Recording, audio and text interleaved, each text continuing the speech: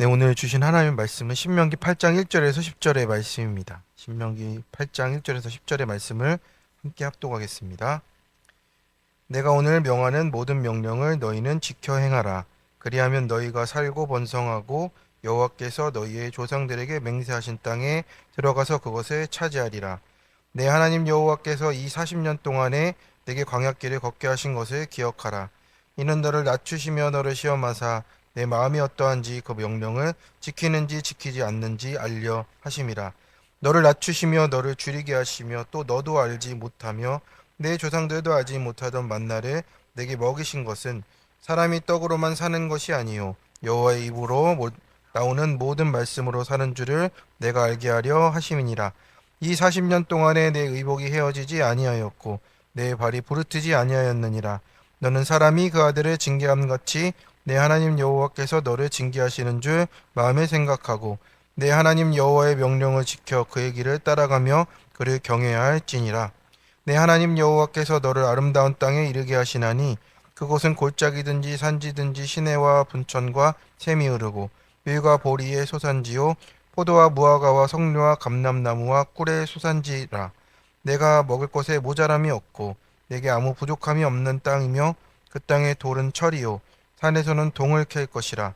내가 먹어서 배부르고 내 하나님 여호와께서 옥토를 내게 주셨으므로 말미암아 그를 찬송하리라. 아멘. 함께 기도하겠습니다. 하나님, 오늘 광야길을 가라 기억하라라고 말씀하십니다.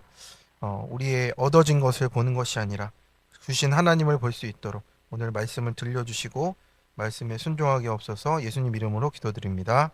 아멘. 네, 오늘은 신명기 8장의 말씀으로 큐티 제목 광야길을 기억하라의 내용을 나누고자 합니다. 우리가 인생에서 다시 돌아가고 싶지 않은 때가 다들 있습니다. 네. 그래서 생각만 해도 마음이 무거워지고 참 어려웠던 시간들이에요.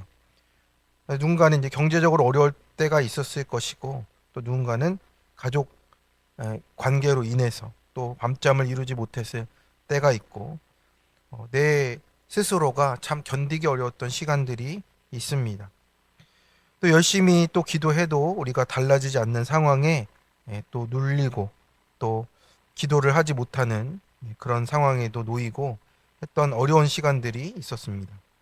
그런데 우리가 그 시간을 잊고 싶어 하는데 사실은 그때를 완전히 잊어버리지 말라고 오늘 말씀을 주시는 것 같습니다. 왜냐하면 우리가 지나고 나서 돌아보면 그때 내가 가장 많이 울었던 자리가 하나님을 가장 가까이 만났던 그런 자리이기 때문에 그렇습니다. 오늘 본문에서 모세는 이제 이스라엘 백성에게 이제 좋은 땅을 얻는다라고 말을 합니다. 그런데 그 바로 직전에 계속해서 이야기하는 문자는 무엇입니까? 동사는 무엇입니까? 기억하라라는 말을 계속 반복을 하는 거예요. 40년 동안에 내게 광야길을 걷게 하신 것을 기억하라라고 지금 계속 말을 반복하고 있습니다. 잔소리가 계속 끝이 없이 이어지고 있습니다. 그런데 고난을 잊으면 안 된다는 것이 우리 신앙인들의 삶이라고 말을 하고 있는 거예요. 하나님이 기억하라고 하신 것은 광야의 고생을 기억하라는 것이 아니라 하나님 여호와께서 이 광야의 중심에 함께 걸어갔던 것을 기억하라라고 말씀하는 겁니다. 그래서 하나님 그때는 정말 어디 계셨습니까? 내가 울던 그 밤에 어디 계셨습니까? 라고 물어보는 우리인데 그 자리에서 하나님이 나를 버리신 것이 아니었구나를 이제 깨닫고 우리가 가게 되는 겁니다. 그때도 붙잡아 주시고 인도하신 하나님이 어제 우리 말씀드렸던 것처럼 우리 중에 계신 하나님이라고 그 하나님을 기억하라고 계속 말씀해 주고 계십니다. 첫 번째로 낮추시고 줄인 가운데 말씀으로 사는 것을 깨달으라 하십니다. 2절에 보니 이 40년 동안에 하나님 여호와께서 네게 광야길을 걷게 하신 것을 기억하라라고 했습니다. 그래서 광야길을 우리가 기억하며 가야 합니다. 하나님이 그 길을 걷게 하셨습니다. 그냥 애굽에 살았다면 그냥 부추파 마늘 먹고 고기 구워 먹는 거 옆에서 떨어지는 거 주워 먹고 살았을 겁니다.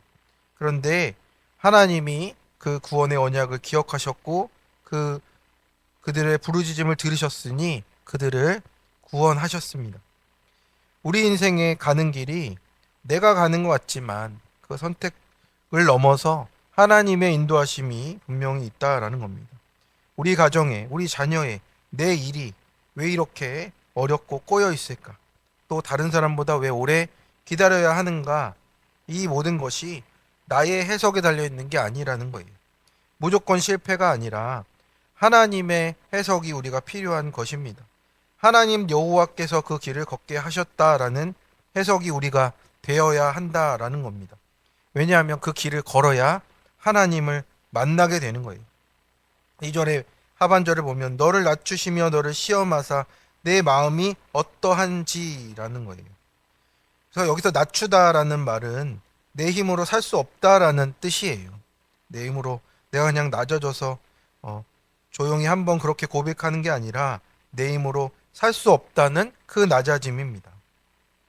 그래서 내가 아무것도 아님을 깨닫는 시간이 되는 거예요. 광야를 통해서. 아, 내가 아무것도 아니었구나. 내가 붙잡는 것이 정말 능력이 없었구나. 내가 가지고 있던 지식도 어떤 것도 아무것도 아니었구나를 깨닫게 되는 겁니다. 우린 평소에 내가 잘해서 살아왔다고 생각하는 것이 있어요. 내가 능력이 있어서, 사람을 잘 만나서, 돈을 잘 벌고, 지혜가 있어서. 근데 우리 인간 가운데 통하는 것들이 있잖아요. 그런데 광야에서는 그 계산이 절대 통하지 않는다는 겁니다. 하나님을 만날 때는 그것들이 아무 소용이 없다라는 것을 깨닫게 되는 겁니다. 그래서 우리가 비로소야 낮아지는 거예요. 비로소야 내 모습을 보게 됩니다. 아, 제가 하나님 없이 살 수 없는 게 맞군요. 하나님 없이 살 수 없는 사람이었군요를 이 광야를 통해서 내 모습의 본질을 보게 되는 겁니다. 그래서 광야가 힘든 이유는 무엇입니까? 상황 때문만이 아니고 내 안에 무엇이 들었는지가 나타나기 때문이에요. 그래서 평안할 때는 내가 믿음이 괜찮은 줄 알지만 어려움이 오니 조금 참다가 이제 원망과 또 불만이 계속 나오는 겁니다. 사람이 나를 인정해주면 겸손한 줄 알았는데 무시당하니까 이제 분노가 올라오는 것이고, 돈이 있을 때는 믿음이 있는 줄 알았는데 재정이 없어지니 하나님보다 내가 돈을 더 의지했구나를 깨닫게 됩니다. 자녀가 잘 될 때는 감사한데 내 뜻대로 되지 않을 때 하나님께 맡기지 못하는 나의 통제가 올라오는 거예요. 그래서 광야는 그래서 내 모습을 보여주는 거예요. 내 모습이 그런 것이었구나. 내가 결핍되니 내 안에 있는 것이 드러나는 거예요. 그게 없었던 게 아니고 가려져 있었던 것뿐이라는 것을 우리가 깨닫게 되는 겁니다. 그래서 하나님은 우리를 줄이게 하시고 만나를 먹이십니다. 너를 낮추시고 줄이게 하시며 너도 알지 못하며 조상들도 알지 못하던 만나를 먹이신 것은 이제 하나님의 뜻이 담겨 있었습니다. 줄이게 하신 이유는 내가 무엇으로 사는 사람인가를 깨닫도록 하시는 겁니다. 예수님도 광야에 시험 받으실 때 떡의 시험을 받으셨잖아요. 그래서 그것을 사람이 떡으로만이 아니라 여호와의 입에서 나오는 모든 말씀으로 산다라고 말씀으로 승리하셨습니다. 그래서 광야의 만나가 무엇을 가르칩니까? 너는 내가 내일 먹을 것도 스스로 확보해서 사는 존재가 아님을 말씀하는 거예요. 하나님이 오늘 주시는 것만으로 사는 존재임을 깨닫게 되는 겁니다. 그래서 우리가 도시에 있고 갇혀진 곳에 살고 뭐 하다 보면 내 힘으로 먹고 살 수 있으니, 또 이 도시가 그렇게 다 준비를 해놨으니 우린 그렇게 살아가니 내 존재의 본질을 보지 못한다라는 겁니다. 그러니까 만나는 저장할 수가 없었고 필요한 만큼 얻어지는 것입니다. 그래서 광야의 훈련은 그것입니다. 오늘 필요한 말씀과 은혜와 힘을 또 우리의 일용할 것을 하나님이 주신다는 훈련입니다. 그래서 내가 부족한 게 문제가 아니라 이 광야에서는 하나님을 의지하지 않는 것이 문제임을 깨닫게 되는 겁니다. 그래서 우리의 필요를 없앤다는 것이 아니라 이 필요를 통해서도 하나님을 의지하는 사람이 되는 것이 하나님의 단련이라고 오늘 우리에게 말씀하십니다.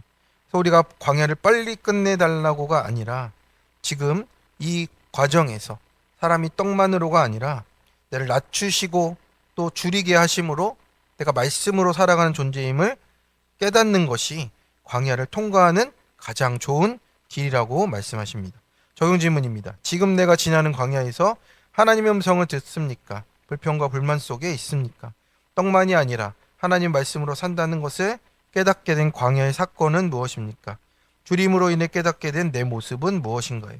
최근 나를 힘들게 하는 사건을 통해 드러난 나의 교만과 욕심과 불안은 무엇입니까? 네, 두 번째입니다. 아름다운 옥토를 주셨음을 찬송하며 하나님을 기억해야 됩니다. 그런데 7절부터 분위기가 달라지고 있습니다. 이제 그렇게 기억하는 삶에서 이제 어떤 곳으로 인도되는지를 말씀해 주십니다. 내 하나님 여호와께서 너를 아름다운 땅에 이르게 하신다라고 하십니다. 광야가 끝나서 아름다운 땅에 이르게 됩니다. 물이 흐르고 샘이 나고 밀과 보리와 포도와 무화과와 석류와 감람나무와 꿀이 있는 땅이 되었습니다. 이제 그 땅은 정말 풍성한 거예요. 내가 먹어서 배부르고 하나님 여호와께서 옥토를 주심으로 말미암아 그를 찬송하게 될 것이라고. 모자람이 없어서 아무 부족함이 없고 그 땅에 돌은 철이고 산에서는 동을 캔다라고 할 정도로 이런 자원들이 많은 땅, 또 풍요한 옥토의 땅인 것을 이제 보여주십니다. 근데 여기서 문제가 시작이 되어지는 것이죠. 하나님이냐, 나 자신이냐로 우리가 이제 갈라지게 되어 있습니다. 우리가 배부르면 하나님을 잊기가 너무 쉽습니다. 광야에서는 하나님밖에 없었는데 가나안에는 하나님 외에 볼 것이 더 많아지고 집도 농장도 재산도 사람도 많아집니다. 사람들이 더 비교하게 됩니다. 쟤는 저기 있는데 나는 이게 없다가 더 많아져요. 광야에서는 하나님 먹을 것 주세요라고 하며 의지하는데 이제는 먹을 것은 많아지니 하나님은 찾지 않습니다. 신명기 8장의 진짜 시험은 어떤 것입니까? 광야가 아니라 풍요라고 하는 거예요. 그러니까 어려울 때보다 잘 될 때가 하나님은 더 없어지기가, 더 우리가 잊기가 너무 쉬워집니다. 그래서 우리가 이때를 어떻게 보내야 할지를 우리가 잘 해석하며 가야 합니다. 우리가 하나님만이 나의 공급자라는 이 고백을 하기 위해서 또 우리는 그 자리를, 우리의 마음의 자리들을 지켜가야 하는 것입니다. 그래서 신명기 8장은 이제 이 복으로 시작해서 이 뒷부분에는 어떻게 해야 될지를 더 자세히 알려줍니다. 그래서 우리가 받은 복보다 복을 주신 하나님을 찬송하며 기억해야 한다라는 거예요. 10절의 핵심은 찬송하리라입니다. 여기서 이제 찬송하리는 베라크타라는 뜻인데 송축하고 찬양한다. 그러니까 바라크와 바라크가 이제 원형이 되겠죠. 그러니까 무릎 꿇어야 한다라는 뜻이에요. 무릎 꿇고 하나님을 높이는 그 자리에 있어야 된다라는 겁니다. 먹고 배부른 것으로 끝나지 않도록 하나님이 주셨습니다를 하나님을 칭찬하고 찬양하는 그 자리에 우리가 있으라고 말씀하고 있습니다. 그래서 우리가 당연히 여기는 가족, 건강, 일터와 교회와 또 오늘 하루 또 내가 먹고 마시는 모든 것들 어느 하나 당연한 것이 없다라는 것으로 우리가 하나님께 감사하며 나아가는 것입니다. 그 감사가 우리 안에 새겨지는 것이 오늘 우리에게 주시는 말씀입니다. 주신 분을 기억해야 된다라고 하는 거예요. 또 환경 속에서 우리 환경이 바뀌어야 되는 것이 아니고 이제는 환경 속에서 내가 바뀌는 삶으로 나아가야 된다라고 말씀하세요. 광야에서도 하나님을 믿는 사람이 되고 가나안에서는 하나님을 잊지 않는 사람이 되어야 한다라고 말씀하십니다. 그래서 우리 고난 속에서 하나님을 붙드는 것도 믿음인데 축복 속에서 하나님을 놓치지 않는 것도 믿음이라 하십니다. 그래서 오늘 우리의 이 말씀을 통해서 우리가 잘 붙들고 가기를 원합니다. 내가 낮추시고 나를 줄이게 함으로 사람의 떡으로만 사는 것이 아니라 여호와의 입으로 나오는 모든 말씀으로 살아가고 내가 지금 받은 복을 하나님께 찬송하며 아름다운 옥토를 주심을 찬송하며 하나님을 기억하며 찬양하는 우리가 되기를 바랍니다. 우리 작년에 간중에 보니까 호주 워킹을 가서 또 영어를 배워서 나를 높이고자 했는데 그것도 안 되고 한인교회 가서 예배를 드리며 그 자리에서 또 하나님을 만나고 내가 야망으로 살았구나를 깨달았다라는 분의 또 고백이었습니다. 17년 동안 한 직장에 다니면서 또 고비들을 넘기면서 하나님을 경외하는 법을 깨달아 간다라는 그 간증이었습니다. 그렇습니다. 우리가 살아가는 그 자리, 하나님을 만나는 자리가 옥토임을 깨닫는 것이 축복입니다. 그래서 그 자리에서 오늘도 말씀을 들으시고 그 음성 가운데 나아가시는 우리 성도님들 되시기를 축원합니다. 적용 질문입니다. 지금 내게 주신 자리가 하나님께서 주신 옥토임이 고백되십니까? 말씀이 들리는 축복을 누리고 있습니까? 내가 가장 많이 의지하는 것은 하나님입니까? 아니면 하나님이 주신 것입니까? 지금 내게 주신 것들을 하나님 주셨음에 감사하며 하나님 먼저 기억하도록 매일 큐티하고 있습니까? 우리 함께 기도하겠습니다. 우리 중에 항상 함께 계시며 또 신실하신 하나님 아버지, 오늘도 이 아침 말씀으로 우리를 비추어 주십니다. 지나온 광야를 돌아보니 왜 나에게 이런 일이 있습니까? 또 그 광야길에서 하나님을 보지 못할 때는 원망과 불평만 했는데 하나님 그 안에 담긴 하나님 뜻을 보게 하십니다. 그 자리에서 우리를 낮추시고 줄이게 하심으로 여호와의 입에서 나오는 모든 말씀으로 살게 하려 하심을 우리가 깨닫게 하여 주시옵소서. 그래서 내 뜻대로 되지 않는다고, 내 부족함이 드러난다고 하나님 그 자리에서 하나님 무너지는 것이 아니라 이제는 광야를 다르게 보게 하여 주시고 이 광야에서 낮아짐으로 하나님을 붙잡게 하시고 또 줄임으로 하나님을 더 찾게 되는 우리 인생이 될 수 있도록 주님 도와주시옵소서. 하나님 또한 그것만이 아니라 광야에서도 하나님 붙들고 가난에서도 하나님을 잊지 않는 인생이 되어지도록 우리 입술에 찬송을 넣어주시고 하나님을 기억하는 우리가 되어지도록 인도하여 주옵소서. 하나님이 여기까지 인도하셨습니다. 그 고백 가운데 하나님 오늘도 만나는 사람에게 또 감사를 나누고 맡겨진 일에 충성하며 작은 일에도 하나님께 온전히 순종하는 오늘 하루 되어지도록 이 광야의 길을 걸어가도록 도와주시옵소서. 모든 것 맡겨드리며 예수님 이름으로 기도드립니다. 아멘. 우리 함께 말씀을 붙들고